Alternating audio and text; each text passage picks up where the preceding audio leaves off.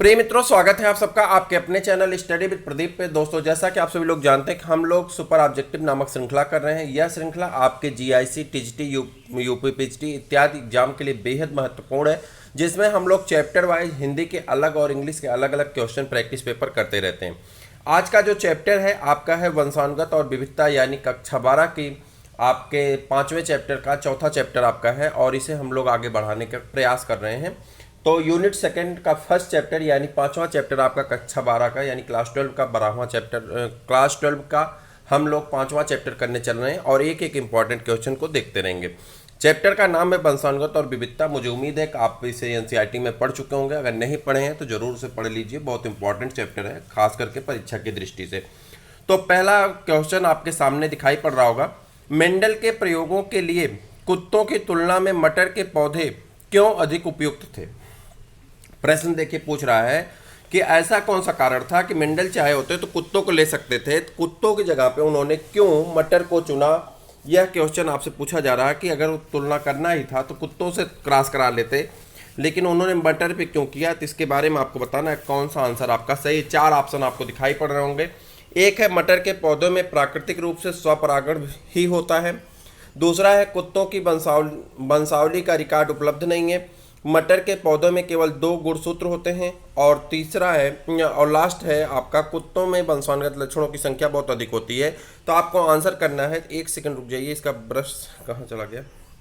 तो ये आपका आंसर फर्स्ट सही है, मटर के पौधों में प्राकृतिक रूप से स्वपरागण होता है, यही आपका आंसर सही है। ठीक है, इसीलिए इन्होंने मटर को चुना था। ठीक है, ज़्यादा दिमाग लगाने की आवश्यकता नहीं। आगे बढ़ जाते हैं। कौन से पारिभाषिक शब्द का उपयोग आनुवंशिक लक्षणों के तुलनात्मक रूपों या इन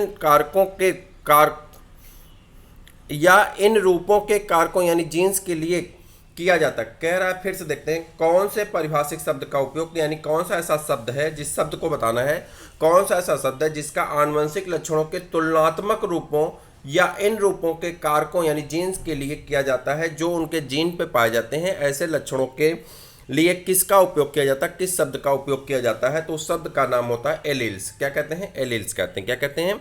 एलील्स कहते हैं। कह रहा है जीन, जो जीन है या कारक है, उस कारक के लिए क्या कहा जाता है? एलील कहा जाता है। ठीक है, यदि किसी आनुवंशिक लक्षण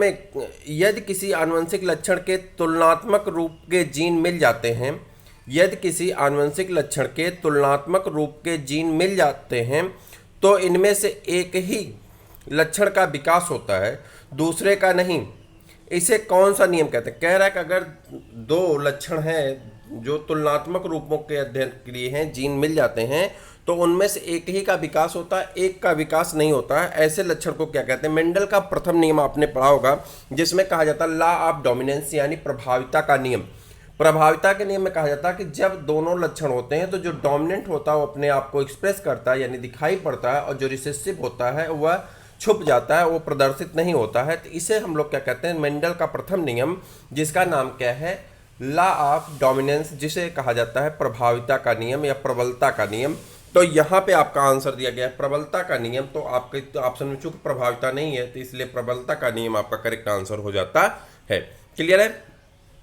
कह रहा है कि आर जो कैपिटल आर है, कैपिटल आर किसको इंडिकेट करता है? लाल पुष्प को इंडिकेट करता है, जबकि स्मॉल आर सफेद पुष्प को इंडिकेट करता है। तो आर तथा स्मॉल आर में प्रसंकरण किया गया, यानी इन दोनों में क्रॉस कराया गया। क्रॉस कराने के बाद सारे संतान कैपिटल आर स्मॉल आर यानी F1 में जो आता है, जैसे यहाँ पे आर ले लिए और यहाँ पे स्मॉल आर, जब इनके गैमीट पेरेंट हो गए और जब इनके गैमीट सेपरेट हुए तो आर हो गया और कैपिटल आर हो गया, स्मॉल आर हो गया, स्मॉल आर हो गया। ठीक, जब इनके पेरेंट सेपरेट हुए capital R small R, capital R small R, यानी F1 में जितने भी गैमीट मिले, जितने भी F1 में ऑफ स्प्रिंग आए, सभी ऑफ स्प्रिंग कैसे हो गए? Capital R small R. और इनका कलर कैसा हो गया? गुलाबी हो गया। कैपिटल आर स्मॉल आर आए और इनका कलर कैसा हो गया? गुलाबी हो गया। कह रहा है कि गुलाबी रंग के फूल खिले।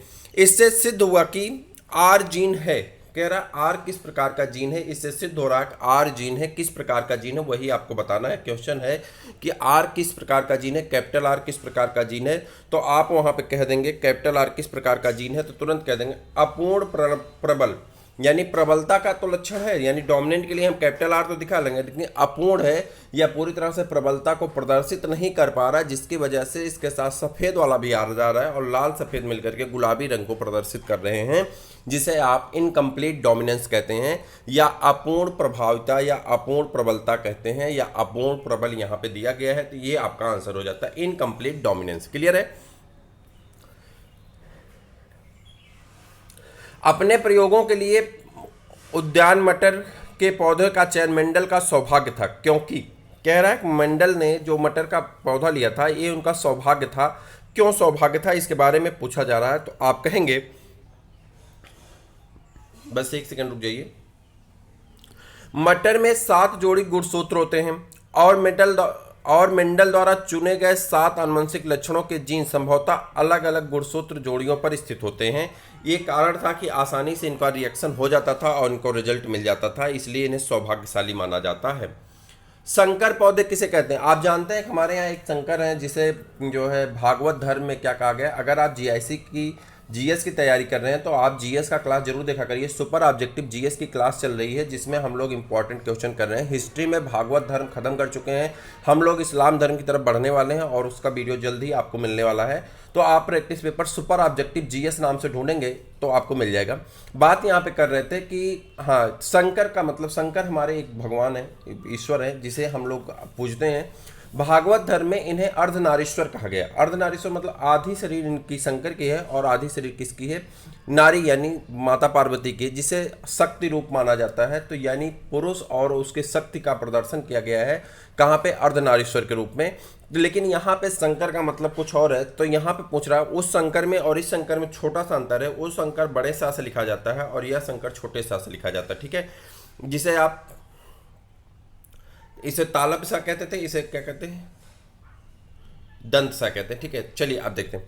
कह रहा है संकर पौधे में बने संतत होते हैं। कह रहा है संकर पौधे से जो संतान पैदा होती है उस संतान को क्या कहते हैं? तो इसके पृथक यानी सेपरेशन या सेग्रीगेशन होते हैं। इसमें क्या होते हैं? पृथक होते हैं यानी सेग्रीगेशन पाया जाता है। ठीक, वंशानुगत की इकाई है। वंशानुगत की इकाई है, कौन सी वंशानुगत की इकाई है? तो वंशानुगत की इकाई बताना है। वंशानुगत की इकाई क्या होती है? जीन होती। वंशानुगत की इकाई क्या होती है? जीन होती। एक लंबे तने तथा गोल बीज वाले शुद्ध नस्ली मटर के पौधे का प्रसंस्करण एक नाटे तने तथा झुर्रीदार बीज पौधे से किया जाए तो F1 में किससे संतान पैदा होंगे? कह रहा है कि एक लंबा पौधा है यानी लंबे पौधे के लिए हम टी ले लेते हैं, और गोल बीज यानी कैपिटल आर ले लेंगे। ठीक है, और एक नाटा पौधा तो उसके लिए स्मॉल टी हो जाएगा, और झुर्रीदार है तो उसके लिए स्मॉल आर हो जाएगा। ठीक, रिंकल्ड हो जाएगा। ठीक, तो रिंकल्ड के लिए हम लोग यहाँ पे के ले लिए, इसके लिए राउंड, इसके लिए रिंकल्ड। ठीक है, आप इसके लिए टी कर देंगे, इसके लिए आर कर देंगे। ठीक, तो ये डबल टी हो जाएगा, डबल आर हो जाएगा। कह रहा है F1 में, तो F1 में पहले इसका गैमीट कर देंगे तो टी आर हो जाएगा, और इसका गैमीट क्या हो जाएगा? टी और स्मॉल आर।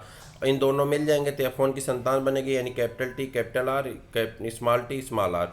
ठीक है, तो जो डोमिनेंट होगा अपने आप को शो करेगा। तो ये F1 पीढ़ी में कौन आएगा? डोमिनेंट अपने आप को शो करेगा। तो इससे सिद्ध होता है, क्या सिद्ध होता है देखते हैं। लक्षणों का स्वतंत्र अभ्यूहन होता है।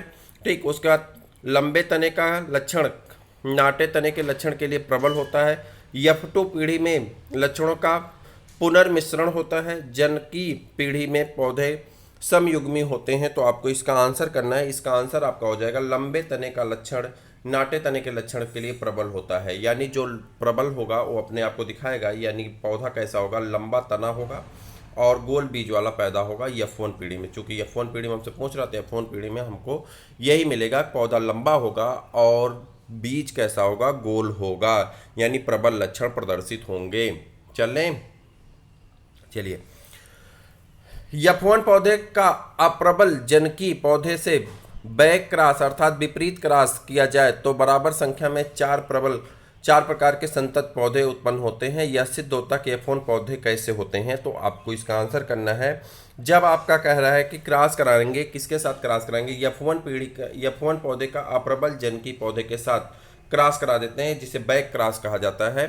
तो हमको क्या मिलेगा? बराबर संख्या में 4 प्रकार के युग्मक बनाए जाते हैं। बराबर संख्या में 4 प्रकार के युग्मक बनाए जाते हैं। एक लंबे तने वाले और एक नाटे तने वाले शुद्ध नस्ली पौधे के बीच प्रसंस्करण को कहते हैं। कह रहा है एक लंबा तना है और दूसरा नाटा तना है, इन दोनों के बीच के क्रॉस कराया जाता है, तो उस क्रॉस को क्या कहते हैं, ये पूछ रहा है। उस क्रॉस को क्या कहते हैं? एक गुण प्रसंस्करण कहते हैं, दो गुण प्रसंस्करण कहते हैं, क्या कहते हैं? तो इसका आंसर करना है। तो यहाँ पे देखिए एक गुण प्रसंस्करण कहते हैं। क्या कहते हैं? एक गुण प्रसंस्करण कहते हैं। यानी मेंडल का फर्स्ट लॉ जिसे कहा जाता है मोनोहाइब्रिड क्रॉस, तो मोनोहाइब्रिड क्रॉस में ये चला जाता है। मोनोहाइब्रिड क्रॉस के अंतर्गत दो को रखा गया है, लॉ ऑफ डोमिनेंस और लॉ ऑफ सेग्रीगेशन, और डाई हाइब्रिड क्रॉस के अंतर्गत रखा गया किसको?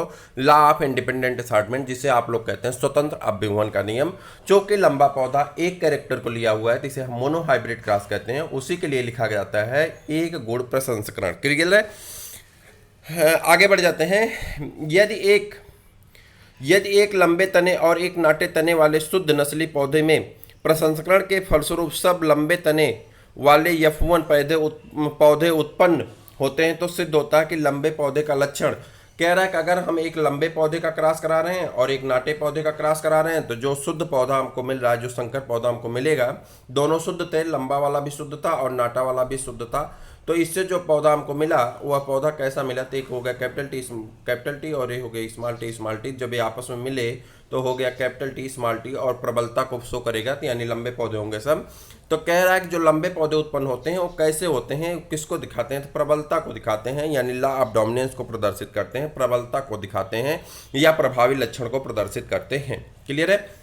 एक लंबे तने और एक नाटे तने वाले शुद्ध नस्ली पौधे के बीच प्रसंस्करण से उत्पन्न F1 पीढ़ी के पौधे में स्वपरागण के फलस्वरूप 787 बीज लंबे तने वाले और 277 बीज नाटे तने वाले और F2 पौधे में बने F1 पीढ़ी के बने पौधे के बारे में बताइए। कह रहा है, चलिए देखिए यहाँ पे एक लंबा तना वाला तथा एक नाटे तने वाले शुद्ध नस्ली पौधों के बीच में संकरण करा दिए। F1 पीढ़ी में जो पौधे मिले स्वपरागण से 787 बीज लंबे हो गए और 287 नाटे हो गए F2 पीढ़ी में। तो कह रहा है कि F1 पीढ़ी में पौधे कैसे थे, F1 पीढ़ी के पौधे कैसे थे, यह आपसे पूछा जा रहा है। F1 पीढ़ी के पौधे कैसे थे? विषम युग्मी थे। देखिए, जब कभी भी जो एलील्स होते हैं अगर वो समान होते हैं, जैसे कैपिटल टी समान है, स्मॉल टी समान है, स्मॉल वाई समान है, कैपिटल वाई समान है, ठीक है, स्मॉल वाई समान है, स्मॉल आर समान है, कैपिटल आर समान है, इन सबको हम समयुग्मी कहते हैं। क्या कहते हैं? समयुग्मी।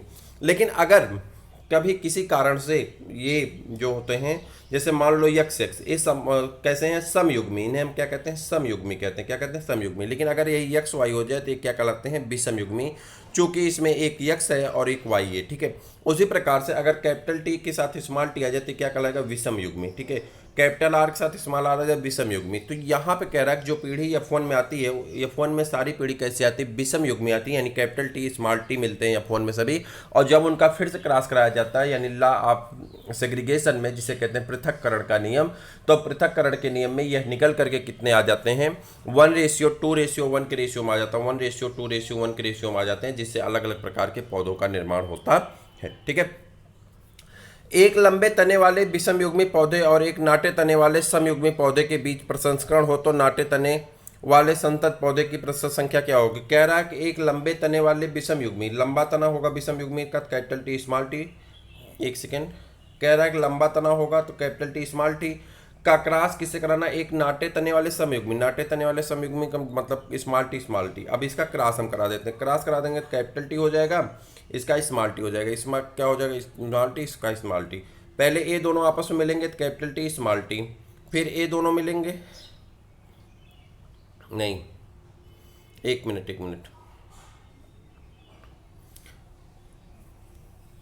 एक सेकंड रुकिए, बस 1 मिनट रुकिए, बता। जैसे यहाँ पर आ जाते हैं, फिर से मैच कराते हैं फिर से, ठीक। 1 मिनट, इसको ले लेते हैं। देखिए, कैपिटल टी जब स्मॉल टी के साथ मिला तो कैपिटल टी स्मॉल टी बनाया, फिर कैपिटल टी ही किसके साथ मिल गया? स्मॉल टी के साथ, कैपिटल टी स्मॉल टी बन गया, फिर स्मॉल टी के साथ, ठीक, स्मॉल टी के साथ, ये हमारा क्रॉस हो गया। अब हमसे पूछ रहा है कि हमको कैसे पौधे चाहिए, तो पौधों की प्रतिशत संख्या क्या होगी? किस पौधे की? नाटे पौधों की प्रतिशत संख्या क्या होती है? एक नाटा, दो नाटे पौधे होंगे, यानी 50% नाटे पौधे मिलेंगे। तो यहाँ पे 50% कहाँ पे ऑप्शन दिया? ऑप्शन नंबर डी में कितने पौधे हो गए? 50% पौधे हमको कैसे मिलेंगे? नाटे पौधे मिलते हैं, ठीक है। आनुवंशिक लक्षणों के जीन समूह को कहते हैं, कह रहा आनुवंशिक लक्षणों के जो जीन समूह होते हैं उन्हें क्या कहते हैं? आनुवंशिक लक्षणों के जीन समूह को क्या कहा जाता है? जीनोटाइप कहते हैं। आनुवंशिक लक्षणों के जीन समूह को क्या कहते हैं? जीनोटाइप कहते हैं। आनुवंशिक लक्षणों के जीन समूह को क्या कहा जाता है? जीनोटाइप कहा जाता है। आप बोलते रहिए, याद हो जाएगा। आनुवंशिक लक्षणों के जीन समूह को क्या कहते हैं? जीनोटाइप कहते हैं। संतान को पिता से कितने जीन प्राप्त होते हैं? संतान को पिता से कितने जीन प्राप्त होते हैं? क्वेश्चन बहुत इंपॉर्टेंट है, जल्दी से बता दीजिए। 50% जीन पिता से आते हैं, 50% जीन कहाँ से आते हैं? मम्मी से आते हैं। मानव में असंसेचित अंडाणु में होते हैं, कह रहा है जब मानव का अंडाणु निषेचित ना हो तो उस अंडाणु में क्या होते हैं, ये आपको बताना है कि मानव में असंचेतित यानी जब अनफर्टाइल्ड एग है तो उसमें क्या होता है, तो वो आपको आंसर करना है। क्या होता है? एक गुणसूत्र होता है, वो भी कौन सा? यक्स गुणसूत्र पाया जाता है। माँ का गुणसूत्र होगा यक्स यक्स है मान लो, और यक्स वाई है। यक्स वाई किसका है? यक्स यक्स किसको दर्शाता है? फीमेल को, और यक्स और वाई किसको दर्शाता है? मेल को। तो माँ में जो गैमीट बनेगा तो एक में यक्स होगा और दूसरे में यक्स होगा। तो चूंकि एक ही अंडाणु की बात हो रही थी, एक अंडाणु में यक्स क्रोमोसोम रहेंगे। ठीक, आगे बढ़ जाए। ऑटोसोम होते हैं। ऑटोसोम किसे कहते हैं? ऑटोसोम ऐसे लक्षणों को कहते हैं जो हमारे शरीर के लक्षण के लिए इंपॉर्टेंट होते हैं, यानी गुणसूत्र के अतिरिक्त कोई भी अन्य गुणसूत्र अगर होगा तो उसे हम क्या कहेंगे? ऑटोसोम कहेंगे, जिससे शरीर का निर्माण होता है। लिंग गुणसूत्र को छोड़ करके बाकी सभी गुणसूत्र को क्या कहते हैं? ऑटोसोम कहते हैं। पारिभाषिक शब्द के रूप में जीन शब्द का प्रयोग सर्वप्रथम किस करने वाला वैज्ञानिक? कह रहा है सर्वप्रथम जीन शब्द का प्रयोग करने वाला वैज्ञानिक कौन था? जीन शब्द का प्रयोग करने वाला सबसे पहले वैज्ञानिक कौन थे? जीन शब्द का, तो आप कहेंगे जॉनसन। जीन शब्द का प्रयोग करने वाले सबसे पहले वैज्ञानिक कौन है? जॉनसन। जीव विज्ञान की वह शाखा जिसके अंतर्गत वंशानुक्रम से संबंधित जीवों की समानताओं और असमानताओं का अध्ययन किया जाता है, उन्हें क्या कहते हैं? तो उन्हें क्या कहते हैं? इसका आंसर आपको करना है। उन्हें क्या कहते हैं? जल्दी बताइए। उन्हें आनुवांशिकी कहते हैं। क्या कहते हैं? हेरिडिटी या आनुवांशिकी कहते हैं। वैज्ञानिक जिसने सर्वप्रथम अपने प्रयोगों के फलस्वरूप आनुवंशिकी के नियम प्रस्तुत किए, कह रहा सबसे पहले जिन्होंने आनुवंशिकी पे काम किया उनका नाम क्या था? George Mendel. ठीक है। एक सामान्य मानव शुक्राणु या अंडाणु में ऑटोसोम की संख्या, एक सामान्य मानव शुक्राणु या अंडाणु में ऑटोसोम की संख्या कितनी होती है, ये आपको बताना है। ऑटोसोम की संख्या कितनी होती है? तो 11 जोड़ी यानी 22। एक समान, अच्छा, ऑटोसोम की संख्या 22। एक मिनट, कह रहा है एक समान मानव शुक्राणु या अंडाणु में ऑटोसोम की संख्या, अच्छा हाँ ठीक है, 22 जोड़ी। ठीक है, उसके बाद आगे बढ़ जाएं।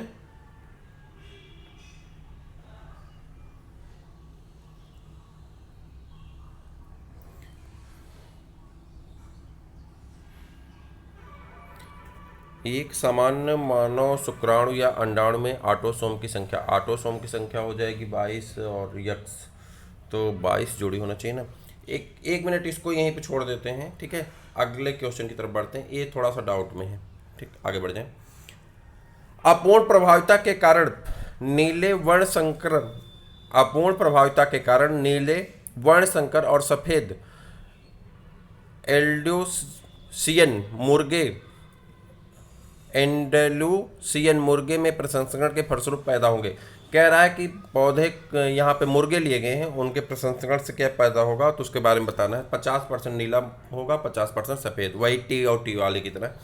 युग्मनज अर्थात जाइगोट में गुणसूत्र होते हैं। जाइगोट में कितने गुणसूत्र होते हैं आपको ये बताना। जाइगोट में गुणसूत्र होते हैं, जाइगोट में गुणसूत्र होते हैं 23 का आंसर करना है। 2x कितने होंगे? 2x होते हैं। ठीक है, 2x नहीं होगा जाइगोट में। तो ये देखिए यहाँ पे जाइगोट में आपका जैसे ऑप्शन के हिसाब से तो 2x आपका सही हो जाएगा, लेकिन अगर ऑप्शन ना होता तो आप जाइगोट में हो सकते हैं 2n कहा जाए। जब भी आप लिखेंगे क्या लिखेंगे? 2n लिखेंगे। जैसे 2n की जगह पे यक्स वाई भी हो सकता है जाइगोट में, और यक्स यक्स भी हो सकता है। ठीक है, यक्स वाई होगा तो पुत्र बनेगा और यक्स एक्स होगा पुत्री बनेगी। तो यहाँ पे यक्स की जगह अगर यन होता तो ज़्यादा उचित होता। चूंकि यन नहीं है तो हम यक्स से इसे प्रदर्शित कर देंगे, लेकिन हमारा आंसर शुद्ध सही होता है। क्या? जाइगोट में 2n होता है, डिप्लॉयड होते हैं। ठीक है, मानव में गुणसूत्रों की कुल संख्या है। मानव में गुणसूत्रों की कुल संख्या, तो ये तो नॉर्मल क्वेश्चन है, आप जानते भी हैं कितने होते हैं, 46 होते हैं। इनमें से कौन सा जीनोटाइप विषम युग्मी यानी संकर या हेट्रोजाइगस है? कह रहा है कौन सा ऐसा है जो विषम युग्मी है। मैंने अभी आपसे बताया था कि जब कैपिटल आर हो ये समयुग्मी, स्मॉल आर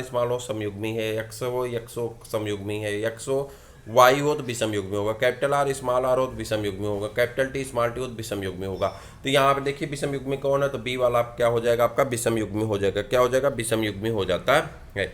यदि किसी कोशिका में गुणसूत्रों की एक गुण संख्या 12 है तो मोनोसोमिक संख्या कितनी होगी। कह रहा किसी कोशिका में गुणसूत्रों की संख्या कितनी है, 12 है तो मोनोसोमिक संख्या कितनी होगी, तो इसके बारे में आपको बताना। मोनोसोमिक संख्या कितनी होगी, 23।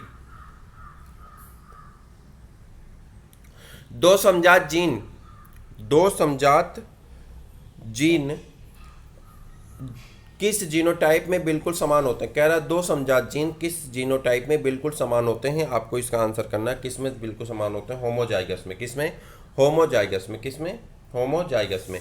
और दुगुण प्रसंस्करण में F2 पीढ़ी में दृश्य रूप अनुपात होता है। कह रहा दुगुण प्रसंस्करण में F2 पीढ़ी में जो अनुपात आता है वो क्या आता है, तो F2 पीढ़ी में क्या आता है, 9:3:3:1।